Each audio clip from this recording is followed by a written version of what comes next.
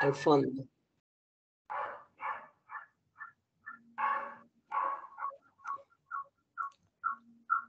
Victoria, buenas tardes. Buenas tardes.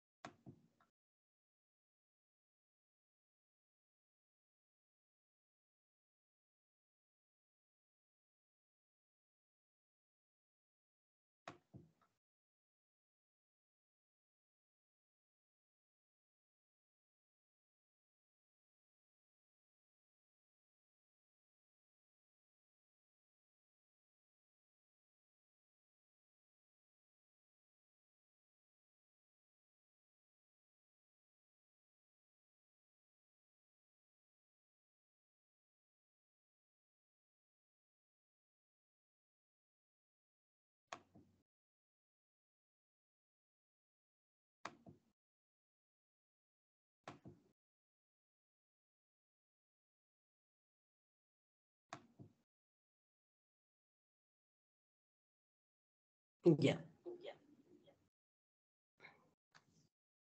¿Te escuchan? Sí, doctora. Me avisan cuando comenzamos, que hay un grupo importante.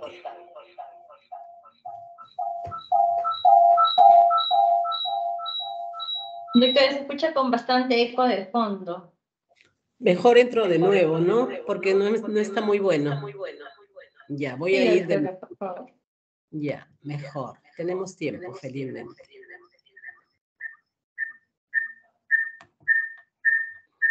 Mucho eco, mucho eco.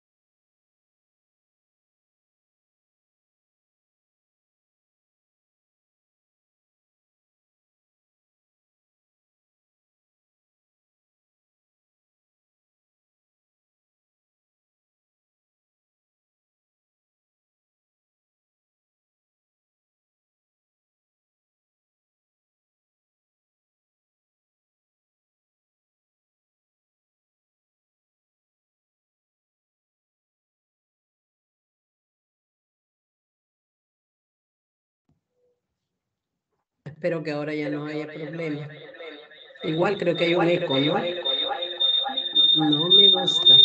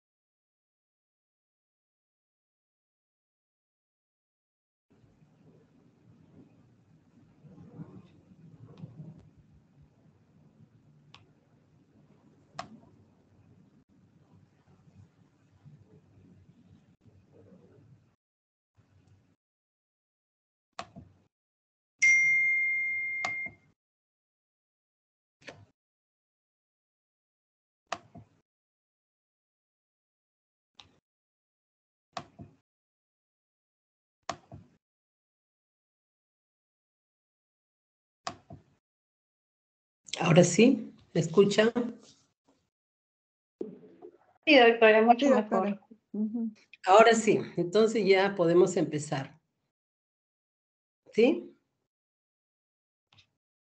Sí, Para doctora. que vean el partido. Y además deben estar cansados desde la mañanita, están en clases ustedes.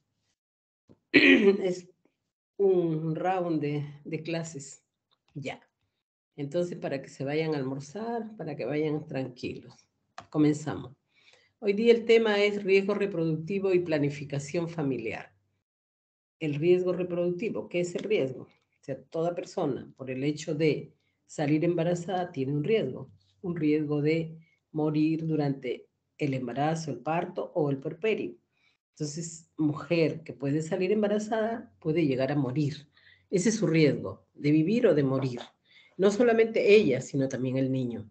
Y eso es lo que hay que entender, el por qué tenemos que diagnosticar el riesgo reproductivo, tenemos que diagnosticar el riesgo obstétrico, el riesgo perinatal, qué cosa puede estar sucediendo en esta mujer, que puede ser su riesgo. Entonces nosotros tenemos que diagnosticarlo. Eso es importante y esa es la competencia que tenemos que lograr. Analizar la posibilidad de daño en la salud de la persona, del producto de la concepción o de su capacidad reproductiva futura como consecuencia del ejercicio de dicha capacidad en circunstancias desfavorables. Puede ser que una mujer salga embarazada y no quiera tener ese embarazo.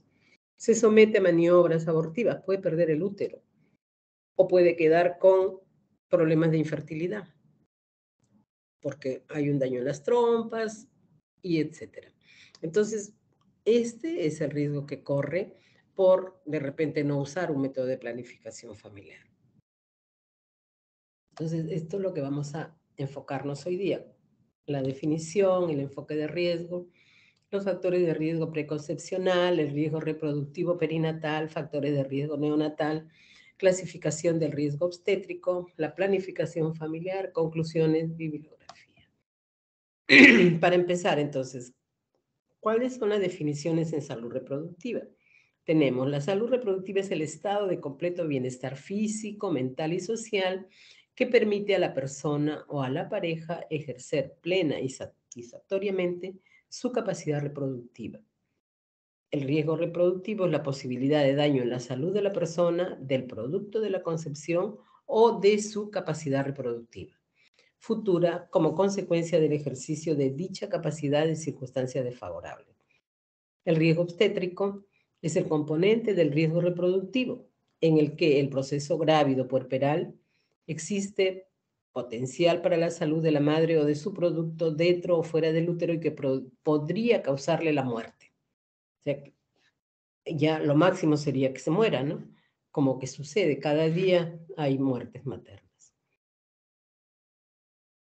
Prevención del riesgo reproductivo. Es el conjunto de medidas tendientes a evitar el daño en la salud de la mujer, del producto de la concepción o de la capacidad reproductiva de la mujer. O sea, eso es lo que tenemos que hacer, evitar el daño, no solamente de la mujer, sino del producto de la concepción o de su capacidad reproductiva, que no quede dañada, que no queden secuelas de lo que el problema que tuvo, de repente una preeclampsia, y queda con secuelas, ¿no? Las convulsiones, puede ser algo muy serio, un parto en esas circunstancias. ¿Y qué incluye entonces? ¿Qué tenemos que hacer con esta mujer? Educación sexual orientada al ejercicio de una salud sexual sana y responsable. O sea, quieres embarazarte a su debido tiempo, que esté bien preparado tu organismo, que no estés con anemia, que no estés con un problema de fondo. La prevención de las enfermedades de transmisión sexual. La prevención del embarazo no deseado mediante el uso de métodos anticonceptivos efectivos en el marco de una planificación familiar consciente y voluntaria. La detección y control de factores de riesgo reproductivo y la prevención de la patología ginecológica. La identificación y prevención de los factores del riesgo del cáncer ginecológico. Todo esto abarca la salud reproductiva de la mujer, ¿no? Si está con un cáncer, de repente sale embarazada y le diagnosticamos que está en un cáncer en un estadio avanzado, ¿qué hace? Se está iniciando un embarazo. Y esto le va a llevar a problemas porque el cáncer va a evolucionar definitivamente. ¿Qué hacemos? Entonces, esas cosas tenemos que prevenir, estudiarlas con ella, hacer la consejería prenatal. obligatorio. Preconcepcional. La consejería preconcepcional es básico en este punto. Las acciones para asegurar una maternidad de infancia seguros. La prevención de la comunidad con el personal de salud en el planteamiento, ejecución y control de las acciones preventivas. Las políticas de salud que hagan viables las medidas preventivas. El Ministerio de Salud gasta montones realmente en comprar los insumos anticonceptivos que ahora cuesta cada vez más caro, ¿no? Un implante cuesta más de 1.000 soles en la cuestión privada, 1.500. Ahorita ya viene el DIU de levonorgestrel, que también cuesta un platal. Todo eso lo implementa con la finalidad de evitar embarazos no deseados. Embarazos no deseados hasta un 60% llega. Entonces, 6 de cada 10 mujeres no querían un embarazo. Y sin embargo salen embarazadas por no usar un método anticonceptivo. ¿Te das cuenta de la importancia en sí del tema? ¿No? Y claro, prevenir el riesgo es lo más importante. La planificación familiar es el derecho de toda persona a decidir de manera libre sobre el número y espaciamiento de sus hijos, a obtener la información especializada y los servicios idóneos. El ejercicio del derecho de planificación familiar es independiente del género, hombre o mujer, de la edad, si es un adolescente o si es un adulto. Es su derecho de que tú lo atiendas. No porque sea adolescente tú no le vas a dar un método anticonceptivo, más aún si ya fue madre, a los 14 años, a los 15 años. ¿Por qué? Porque ella a los 21 años iba a tener 4 o 5 hijos y generalmente son cesáreas. Entonces está en riesgo su vida. El hecho de que ella te lo pida, no, que venga con su, no hay que poner limitaciones, que venga con su papá, que venga con su mamá, ella está teniendo relaciones. Entonces hay que atenderla. Hijis, estoy en clase, te llamo. Sí, te llamo, ya. Entonces, del estado legal, si es soltero o casado. Del estatus social, si es pobre o rico. Para nosotros, ni el pobre ni el rico igual se les atiende porque la norma dice gratuidad. Entonces, si viene al servicio de salud, porque lo necesita. Y si nosotros le vamos a poner peros, ya no regresa. La educación, si es universitario o es analfabeto. Ahorita hemos tenido una campaña de planificación familiar por el Día Mundial de la Vasectomía, que ha sido el 18 de noviembre, y hubieran visto ustedes la cantidad de varones que han venido al servicio. Cantidades. En un día hemos atendido 100. Es una barbaridad de pacientes, varones que quieren hacerse la vasectomía. Es su derecho. Esto hace 30 años no se podía hablar del tema.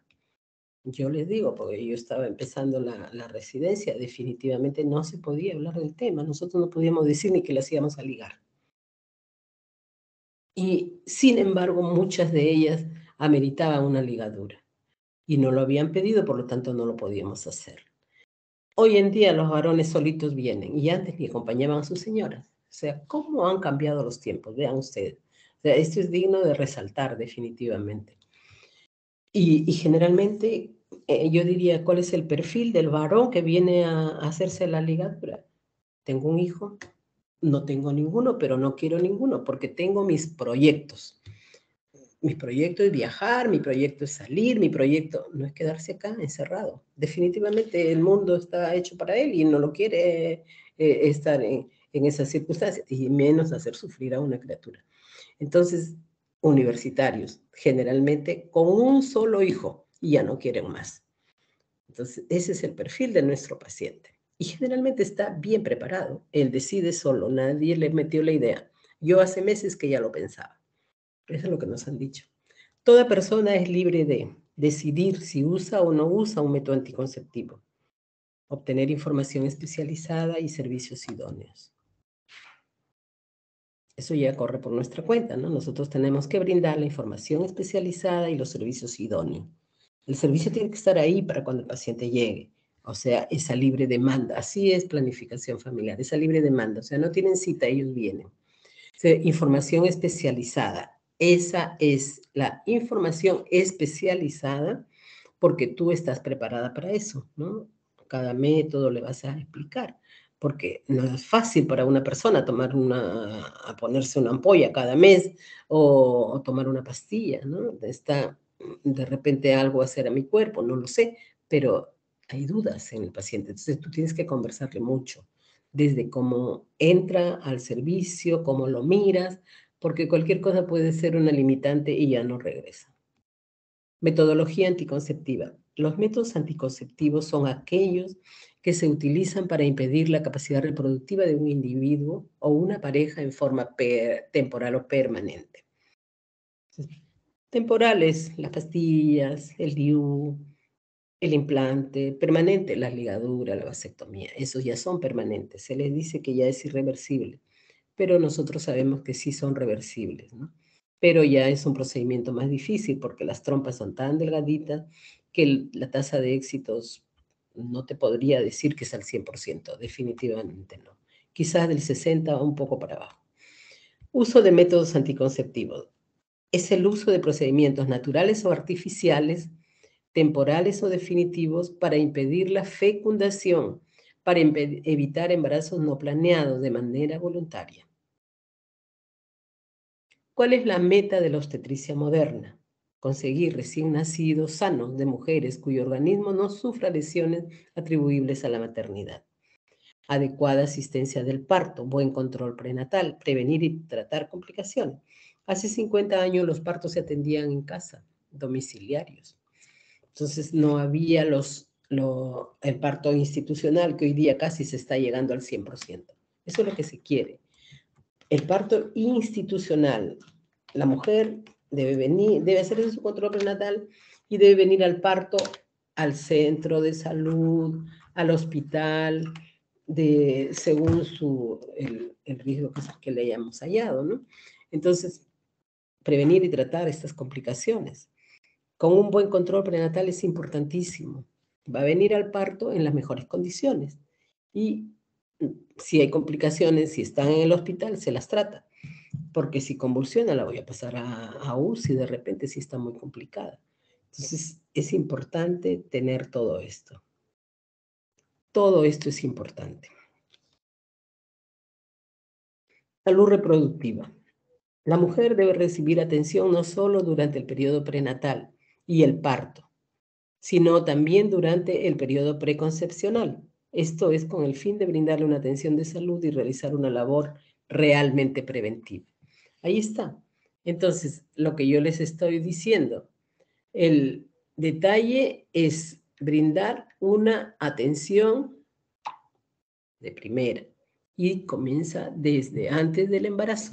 Entonces, esta mujer se casa, pero ya desde antes que salga embarazada, ya la estoy controlando, haciendo la atención preconcepcional. Yo le pediré todos sus análisis y veré, de repente tiene anemia, de repente tiene una enfermedad, que me sale una serología positiva y ella ni sabía. Entonces, ahí está la importancia de la atención preconcepcional, prepararla para un embarazo en las mejores condiciones. De repente es diabética y tampoco lo sabía. Tiene problema de tiroides, tampoco lo sabía. Entonces hay que verla integralmente y esto ya comienza en la atención preconcepcional.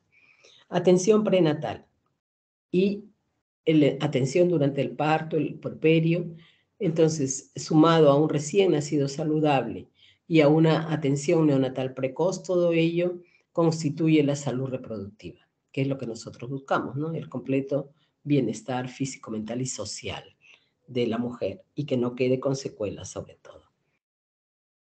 Intervenciones del médico ginecobstetra. Por supuesto que es importante la actuación del médico ginecobstetra o el personal de salud, porque va a ver la salud reproductiva de la mujer y va a determinar cuáles son sus factores de riesgo reproductivo, que pueden producir un daño reproductivo irreversible, una enfermedad o muerte, y las intervenciones para ello van a ser para eliminar, para modificar o controlar los factores de riesgo reproductivo. Ya les estoy diciendo, si tiene una diabetes, si tiene un problema de tiroides, los vamos a modificar, controlar, ¿no? Si es hipertensa, controlarla, saber cómo está y cómo va a poder empezar un embarazo, para que no hayan sorpresas. Conceptos de riesgo. Entonces, el riesgo reproductivo va a estar constituido por el riesgo preconcepcional, o sea, la atención preconcepcional. El concepto de riesgo obstétrico tiene que ver con la atención prenatal y la atención durante el parto y el puerperio. Y el concepto de riesgo perinatal tiene que ver con la atención durante el parto, el puerperio y el recién nacido saludable, un cuidado neonatal precoz. Saben que es el primer mes, ¿no es cierto? Entonces, todo ello constituye el riesgo reproductivo. Por lo tanto, el riesgo preconcepcional más el riesgo obstétrico más el riesgo perinatal constituyen el riesgo reproductivo. ¿Ya? No se olvide. Entonces, ¿qué es el riesgo reproductivo? Es la probabilidad, el grado de peligro, de enfermedad o de muerte que tiene la mujer o su futuro hijo en caso de embarazo en condiciones no ideales. Enfermedad o muerte, cosa seria, que tiene no solamente la mujer, sino también su niño, en caso de embarazo en condiciones no ideales. El riesgo obstétrico es el peligro de enfermedad o muerte que tiene la mujer o su futuro hijo en un embarazo presente. Este es el riesgo obstétrico. Y está embarazada, este es su riesgo. No puede venir y desde la primera, ustedes saben que la preeclampsia ya está desde que se implantó, que hubo la placentación, etc. Entonces nosotros tenemos que ir buscando. Ya la ecografía, ¿no? A las 20 semanas hay que buscar signos de hay o no problemas, de que este niño va a tener o no problemas. Entonces, controlarla siempre. Y decirle, ¿no? Cuáles son los signos de alarma, en qué condiciones ella va a tener que venir, independientemente de sus citas que tenga solamente para sus controles. Entonces, el control es una vez al mes hasta los 6 meses, pero tú puedes venir cuando tú lo requieras. Aquí tenemos emergencia, trabajamos las 24 horas del día y no tenemos ningún inconveniente. Para ello, ella anda con su hoja de clave. Su hoja indica cómo está y nosotros podemos hacer una evaluación en el momento que ella venga.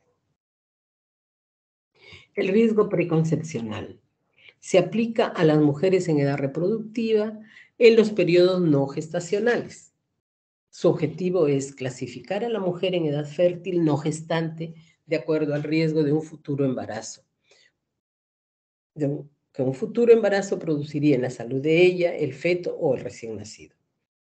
Un futuro embarazo puede complicarle la vida, no solamente a la mujer, sino también al producto de la concepción. Factores de riesgo reproductivo preconcepcional. Antecedentes de mala historia obstétrica. Edad, periodo intergenésico. Hay mujeres que tienen 6, 7, 8 pérdidas, son abortadoras habituales. Hay que buscar la causa. ¿Qué cosa es lo que está sucediendo? ¿Por qué los pierden? Tiene que haber algún problema y tenemos que encontrarlo. Riesgo reproductivo perinatal.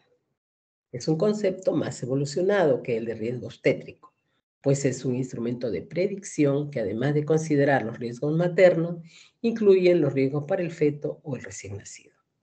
Entonces, ¿cómo nace este niño? ¿Qué va a pasar?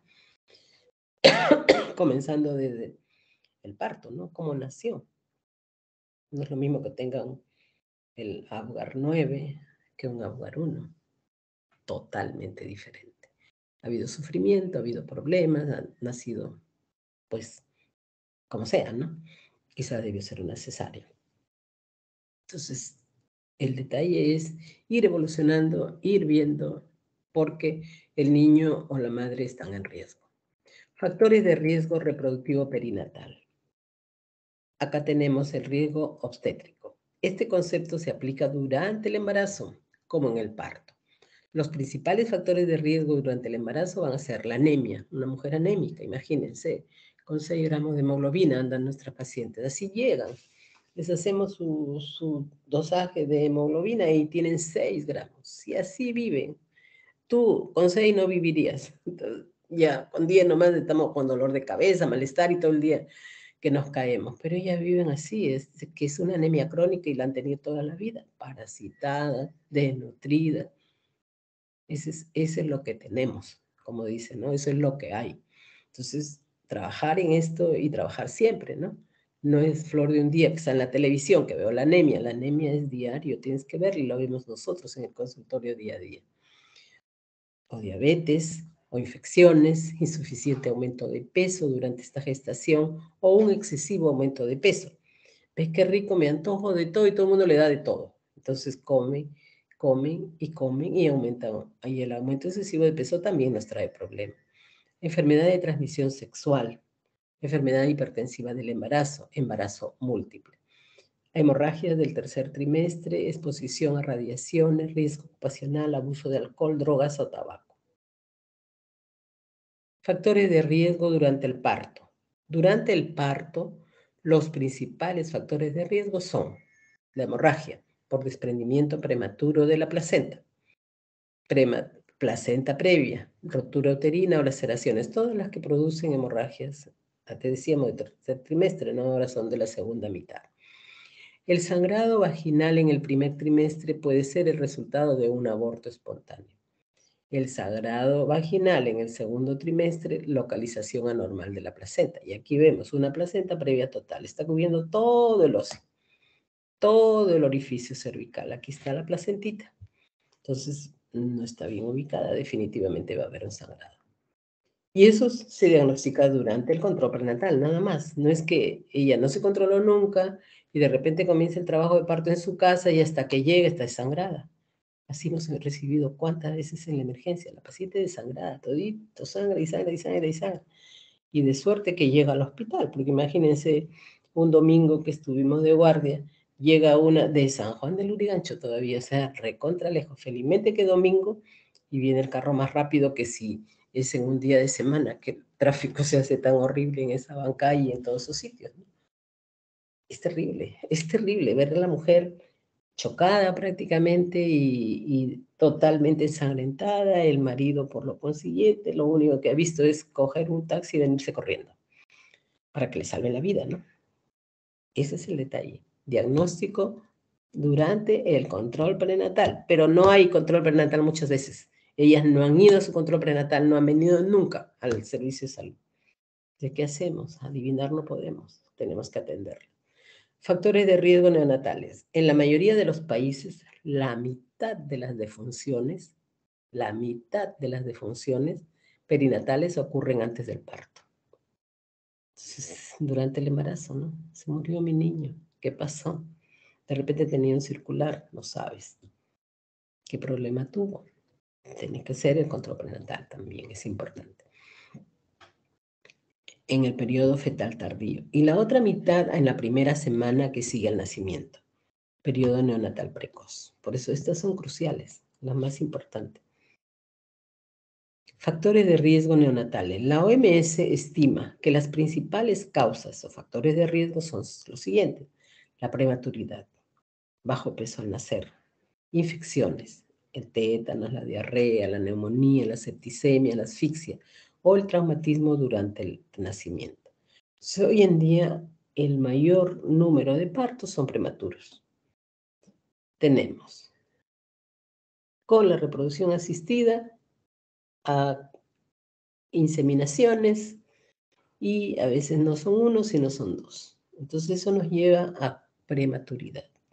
De repente estas señoras han tenido problemas para embarazar, entonces tienen problemas incluso para tener y conservar viable un embarazo. Entonces generalmente tienen prematuros. Entonces tenemos que estar preparados para eso. El aumento de la prematuridad es incesante, ¿no? Y no hay la suficiente capacidad de las unidades de cuidados intensivos neonatales, igual que las de adultos, que en el COVID se vio que era un caos.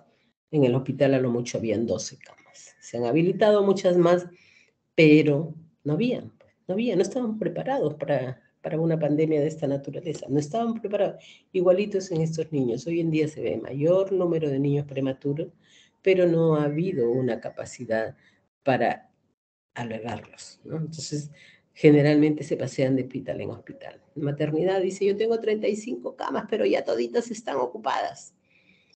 Loaiza, yo tengo 12 camas, pero no, yo tengo 6 camas, 6 camitas nada más de neonatales tienen, UCI neonatal, y todas ocupadas. Y eso es todo el rato en todos los hospitales, en todo. Entonces las pobres madres, las de provincia, dan vueltas, porque encima, complicadas, las deben derivar a Lima.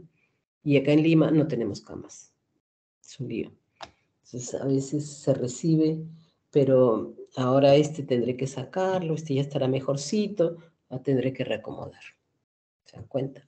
Es todo un problema por el sistema de salud, porque no tenemos un sistema de salud adecuado. Los hospitales no se han renovado en tantos años, la infraestructura es la misma. En un hospital Loaiza, por ejemplo, no se puede aumentar ni 1 centímetro de nada, porque como es monumento histórico, no se puede tocar nada. Según el Instituto de Cultura no podemos hacer ampliaciones. Todo dentro, tabiquerías, todo dentro puedes hacer, pero nada fuera. O sea, no puedes maltratar la estructura física, la infraestructura del hospital. Factores de riesgo. Entonces tenemos nivel de los servicios de salud, el estilo de vida, económicos, socioculturales, ambientales, biológicos. Tenemos que buscarlos en todos estos estamentos, digamos, ¿no? Vamos a ello. Entonces, el riesgo reproductivo. ¿Cuáles son los factores biológicos? Sus antecedentes personales. Hacemos una buena historia clínica y nos vamos a dar cuenta. Ha tenido abortos, una muerte perinatal, una cesárea ya tiene, un parto prematuro, defectos al nacimiento fetales, bajo peso al nacer, enfermedad hipertensiva del embarazo, hemorragia puerperal, infección urinaria crónica, edad menor de 20 años, el peso materno. A todas estas cosas tenemos que buscar. Y eso hacemos la buena anamnesis, ¿no? Tomándole el peso. No, nadie nos va a engañar cuánto pesa. Ella te puede decir 50, pero en realidad pesa 70. Entonces, tú le estás pesando, tú le estás tomando la presión arterial, nadie te engaña, porque puede equivocarse la persona X, ¿no? Entonces, tú no te vas a equivocar, le tomas como debe ser. Entonces, es tu paciente y estás haciendo un control prenatal a una mujer que ahorita la ves bien, pero mañana puede no estarlo. Va a UCI y mañana puede estar muerta. Entonces, es bien serio el tema de obstetricia. Obstetricia es bien dinámico. Y como dice, el rol de la obstetricia moderna es entregar al niño en las mejores condiciones. En las mejores condiciones. Que tenga un parto institucional, que tenga atención adecuada en un ambiente adecuado. Menos de 2 años del último embarazo. Embarazo de alto riesgo, con 2 o más de estos factores presentes. Vean ustedes, o sea, como para sacar un score, ¿no? Si tengo 2 de estos, ya tengo un embarazo de alto riesgo. Entonces, solamente preguntándole, ya sabes, ya la estás tipificando. Es hipertensa, ya ni hablar, se puede complicar este embarazo. Ha tenido una pérdida, ni hablar, tiene otro. Ya le estoy sumando, pues, riesgos, sumando los riesgos, definitivamente. Y aquí están, ya la puedo tipificar. Entonces es para tener más cuidado, ¿no? Y decirle, señora, tenemos un embarazo que puede ser de riesgo porque usted tiene tal y tal cosa. Usted tiene que venir a sus controles y cada vez que yo le dé la cita, usted debe venir. Pero va a venir con este análisis, con lo otro, todo lo que yo le pida. Porque no es tan bien que viene a mirarte la cara. Viene para que tú le leas los análisis, para que veas cómo está y cada vez que viene, la echas en la camilla y la examinas. Porque lo que ves hoy día puede que no sea mañana. A veces hemos encontrado y el niño no está. No encontramos latidos. Pase a la ecografía, así urgente, corriendo. Pase a la ecografía. En la ecografía no le encontraron los latidos. ¿Qué hacemos? Se murió. La señora no tenía control prenatal. Porque si hubiera tenido, lo hubieran visto, de repente no creció, había un retardo de crecimiento, el niño se le da los signos de alarma. Señora, si usted siente que el niño no se mueve, usted viene corriendo. Así le tienes que decir. Vienes rapidito, porque el niño que no se mueve es como que tú, a ver, no deja de moverte, por algo estás enfermo, tirado en la cama, porque no tienes ánimos, el niño está igual, no se quiere mover, algo pasa, se está muriendo. Entonces, son señales, y eso nunca hay que olvidarlo. Nunca hay que olvidar, pero hay que decírselo. Factores biológicos, antecedentes personales. Tenemos si es hipertensa, si es diabética, cardiópata, endocrinopatía u otras enfermedades crónicas. Si tiene 2 o más abortos, si tiene 2 o más cesáreas, si 5 o más embarazos previos, y es una gran multípara, o mayor de 35 años, o sea, una paciente añosa. Con uno solo de ellos ya es un embarazo de alto riesgo. Uno solo. Si tiene 2 más abortos, por supuesto, ¿no? Si tiene 2 o más cesáreas, por supuesto. Y si tiene tantos hijos, ni hablar, porque generalmente las que tienen tantos hijos, las multíparas, son las que hacen hemorragias al final del paro. Hemorragia pública. Entonces, ni hablar. Esto ya es Un embarazo solamente de mirarla, porque ya le voy contabilizando lo que tiene. Factores ambientales. También el ambiente influye. El drenaje, no hay agua potable, no hay acceso a electricidad.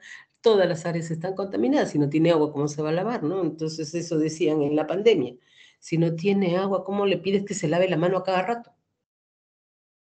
¿No? Es inhumano, no tiene agua, no tiene... Y así en el Perú mucha gente es muy pobre, no tiene acceso a los servicios básicos. Áreas potencialmente tóxicas, aquellos que viven los relaves mineros, imagínense, los niños contaminados con el cobre, etcétera, hace daño a su salud definitivamente. Potencializan o sinergizan los factores biológicos. Todo esto hay que tener en cuenta. Los factores ambientales también cuentan. ¿Dónde vives? ¿Cómo vives? ¿No? ¿Qué haces? Entonces nosotros tuvimos un paciente que le hicimos la vasectomía y el señor no tenía familia en Lima.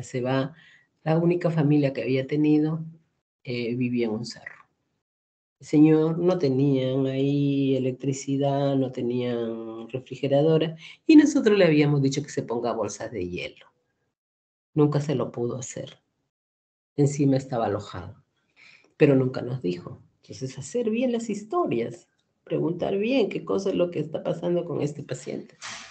Solo tú puedes saber lo que tiene tu paciente, por eso es así confidencial la cosa. Él te ha contado y tú lo sabes. Anotas en tu historia, pero te acuerdas de tu paciente. Riesgo reproductivo. Tenemos los factores sociales, una soltera adolescente con un bajo nivel educativo, bajo nivel socioeconómico y sin control prenatal. La vemos, ahí está fumando y con su traguito. Tabaquismo, desnutrición y farmacodependencia, las drogas. Potencializan o sinergizan los riesgos reproductivos. O sea, ya nosotros desde que conversamos con ella sabemos de qué se trata. ¿Por qué te lo va a decir? Y si no te lo dice igual, tú lo vas a deducir, ¿no? Y le vas a preguntar. Ella te lo confirma. Ya estás viendo, bajo nivel educativo, esta chica, ¿no? Con las justas ni ha terminado la secundaria. Y tiene malos hábitos, definitivamente. Le preguntan, parejas, sabe Dios. Y eso influye en todas estas cosas. Los factores económicos, ingresos, no tiene ingresos, capacidad de gasto tampoco tiene, otros gastos prioritarios, no puede. Acceso a fuentes de trabajo, si no está preparada, ¿cómo vas a tener un acceso a fuentes de trabajo? Entonces, la pobre no tiene, tú le recetas la vitamina y ella, depende de todo el mundo porque se lo compre, ella no lo va a poder comprar. Entonces, también sinergizan los factores biológicos. Factores por el estilo de vida, promiscuidad, el tabaquismo, la drogadicción, el alcoholismo, una dieta inadecuada, ¿ve? Pura grasa, pura comida chatarra, bebida, fumar, el tabaquismo, la droga y cuando puede comer solamente antojitos, ¿no? Puro dulce y no está comiendo cosas que le nutran adecuadamente. La desintegración familiar, la dieta inadecuada, el alcoholismo, la drogadicción, el tabaquismo, la promiscuidad, todo esto, el estilo de vida. Ese es su estilo de vida. Potencializan o sinergizan los factores biológicos. ¿Cuáles son las diferencias entre conceptos de riesgo preconcepcional y riesgo obstétrico? Ya les dije, preconcepcional es antes que salga embarazada. El riesgo obstétrico cuando ya está embarazada. Entonces, el riesgo preconcepcional se aplica a mujeres en edad fértil durante los periodos no gestacionales, no hay embarazo. Toda mujer que de repente tiene pareja, busca un embarazo, ahí podemos evaluarla, todavía no está embarazada. Permite detectar a las mujeres en edad fértil con alto riesgo antes de la gestación. Tiene utilidad epidemiológica y clínica. Potencialmente evita la morbimortalidad infantil al prevenir un embarazo. Es un instrumento de prevención primaria. El riesgo obstétrico se aplica a todas las mujeres. Permite detectar a las embarazadas con alto riesgo. Entonces ya está embarazada y tiene alto riesgo. Básicamente tiene utilidad clínica. Permite disminuir, pero no evita la morbimortalidad. Es un instrumento de prevención secundaria. Clasificación del riesgo obstétrico. Riesgo bajo, riesgo medio o riesgo alto. Presentan este riesgo, el riesgo bajo cero, las gestantes en las que no ha sido posible identificar ninguno de los factores de riesgo de los siguientes niveles, ¿no? O sea, no ha habido, no lo encuentro, no tiene, no hay, es cero. No le voy a poner un riesgo inventado. Riesgo medio, le pongo 1. Anomalías pélvicas, o sea, cualquier patología que le encuentre. Cardiopatía, control insuficiente, diabetes, edad inferior a 16 años o superior a 35, esterilidad previa.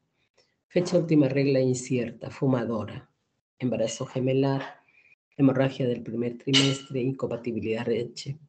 Pacientes RH negativos, se le encuentra todas estas cosas, ¿no? Incremento o disminución excesiva del peso, infección materna multípara, periodo intergenésico menor de 12 meses.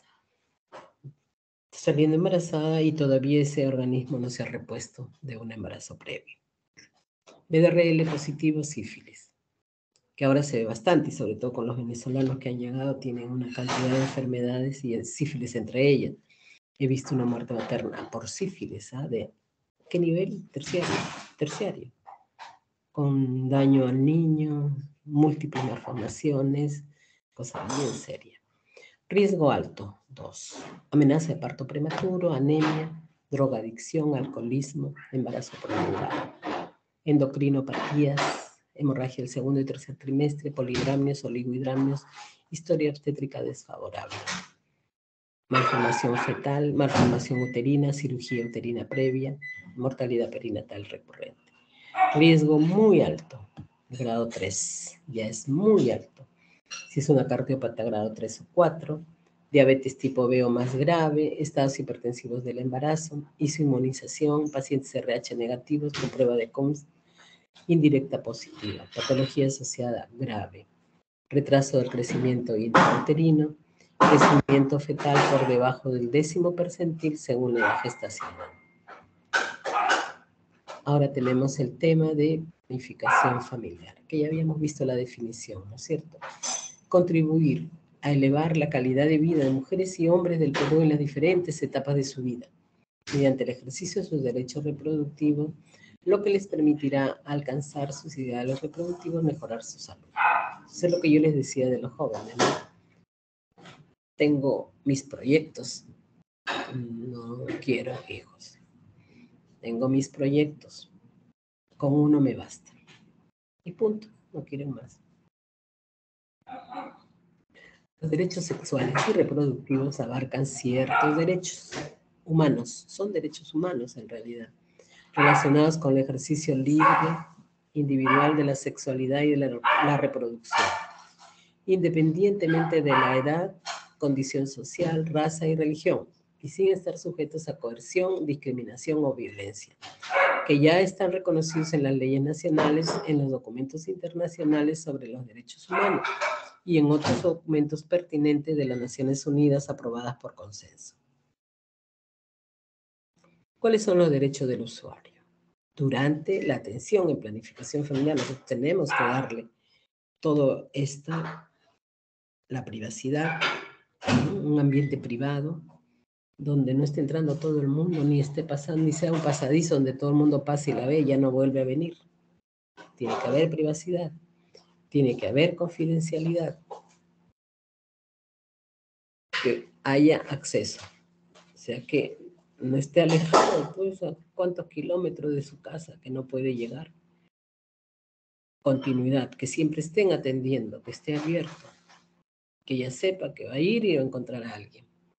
A veces están cerrados los espacios, no hay cómo llegar y no hay continuidad. Hoy día está de vacaciones la señorita, mañana también sigue de vacaciones. Que haya seguridad. Y yo voy a elegir el método, voy a estar en un ambiente cómodo, se va a respetar mi opinión y tengo derecho a la información y que se me trate dignamente. Entonces, todos estos son sus derechos del usuario durante la atención en planificación familiar. Factores que inciden en la decisión del usuario: la edad, la paridad, el sexo de los hijos. A veces tienen 2 hijos varones, pero quieren la mujercita y se van por el tercero, aunque les salga varón. Ya irán por el cuarto. Estado de salud del usuario, situación económica, nivel educativo del usuario o de la pareja, método usado o elegido, sexualidad, tipo de relación, creencias religiosas o personales. Entonces, todos ellos dependen o inciden en la decisión, ¿no? Su situación económica, si lo puede comprar, no accede a nuestro servicio, porque el MINSA es gratuito. Nivel educativo, muchas veces también antes de irse a trabajar se vienen primero al servicio. Buscan su método y después se van a seguir trabajando. Evolución de la planificación familiar, miren cómo ha evolucionado. Antes de los años 80, solamente eran atención aisladas de planificación familiar. No se hablaba del tema. Era tabú, realmente. Tú querías ligarla porque ya tenía 3 hijos, 3 cesáreas y no podías. Muy poco se atendía. Después de los 80, sí ha habido atención como parte de salud materno-infantil.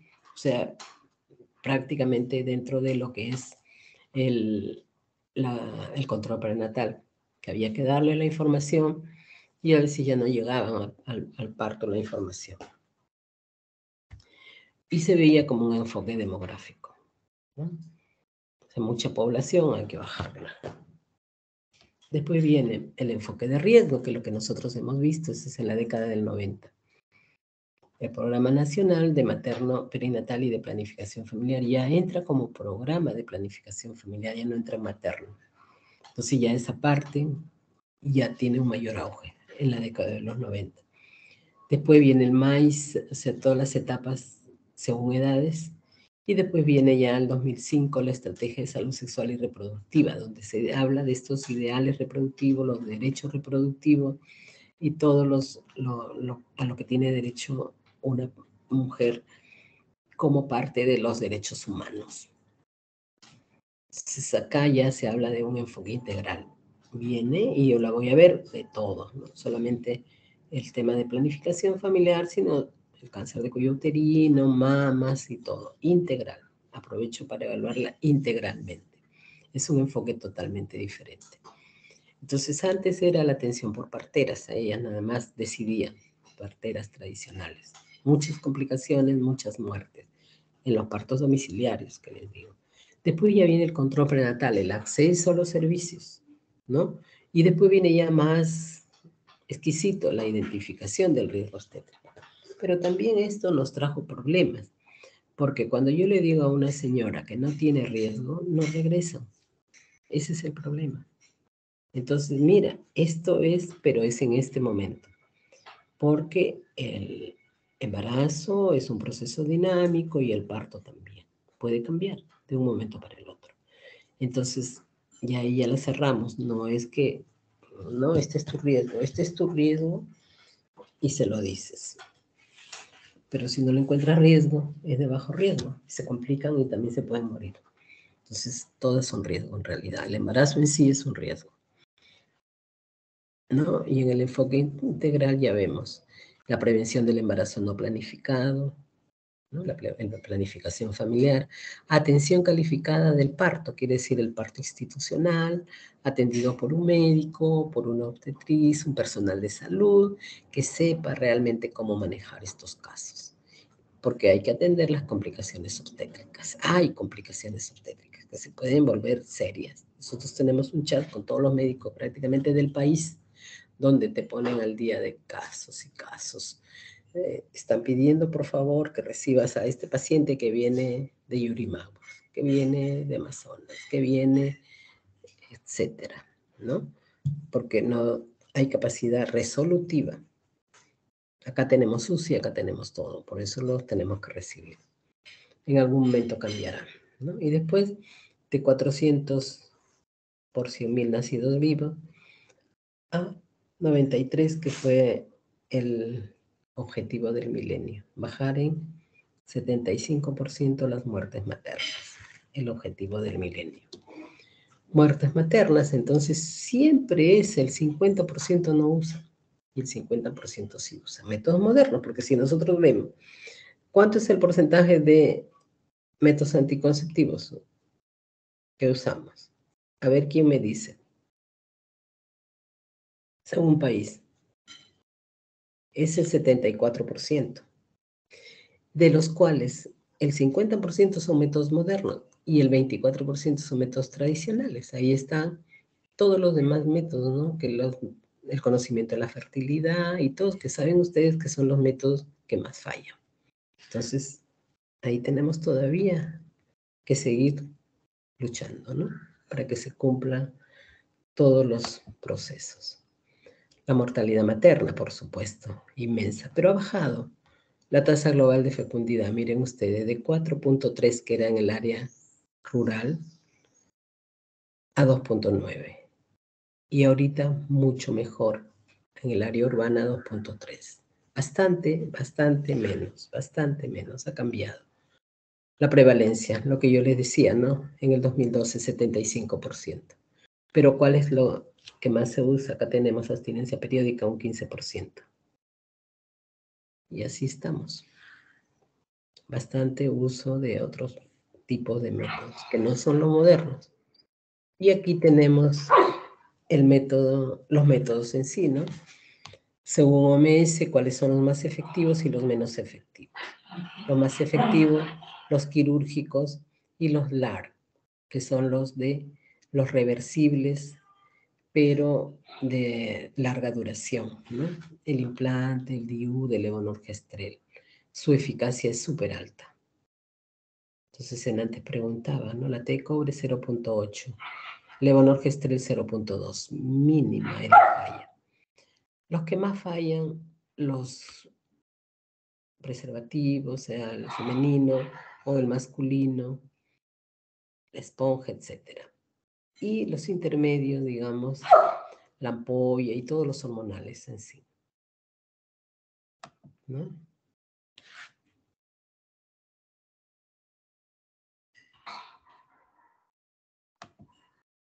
Igual, tasa de falla, por el uso típico, por el uso correcto.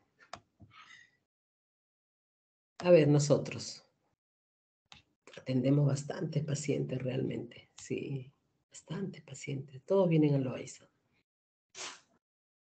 El condón masculino, vean ustedes, 942, el condón masculino. La ampolla trimestral, cantidades, 1089. Y así, entre hormonas, más del 30 a 50%, porque lo demás es poco. El consultorio juvenil, que también ahora ya se está fortaleciendo después de la pandemia, también atendía. ¿Y qué es lo que más se ponía en las jovencitas? Vean ustedes, la ampolla trimestral y la ampolla y el implante. Pero estas jovencitas que se ponen la ampolla trimestral generalmente son las que ya son madres de familia. Las otras, ampolla mensual, las jóvenes que generalmente no todavía tienen un hijo, ¿no? Anticonceptivos orales, DIU también, ¿no? Sí se ponen. Generalmente las que ya han tenido un hijito. Igual, casi igual. Siempre el implante y la ampolla trimestral. Después vienen los demás, todos los hormonales. Igual acá. Entonces, el riesgo reproductivo preconcepcional se dirige a propiciar información, orientación, educación y servicios a las parejas antes de que se embaracen. Todo es antes de que se embaracen. Entonces, sí tienes riesgo, porque ¿cuántas veces hemos visto? Acá tenemos una técnica de enfermería trabajadora del hospital y trabajaba en obstetricia, pero no tenía tiempo para venir a controlarse después que salía del hospital, así que aprovechaba el día que estaba en el hospital para examinarse. Nunca se dio un tiempo para controlarse. Se controla a las locas, sin historia, viene convulsionando, se complica, hace un gel y se muere. 38 años, una mujer primeriza. Podía haberse hecho un mejor estudio y le tocaba acá, no solamente, sino en el hospital de salud también, porque tiene derecho al hospital de salud. ¿Algunas preguntas? Ustedes dirán. ¿Todo bien? Ustedes dirán.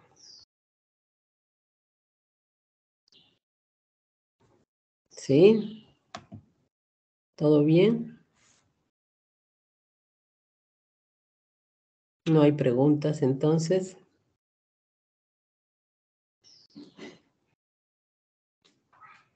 ¿Sí? Todo bien.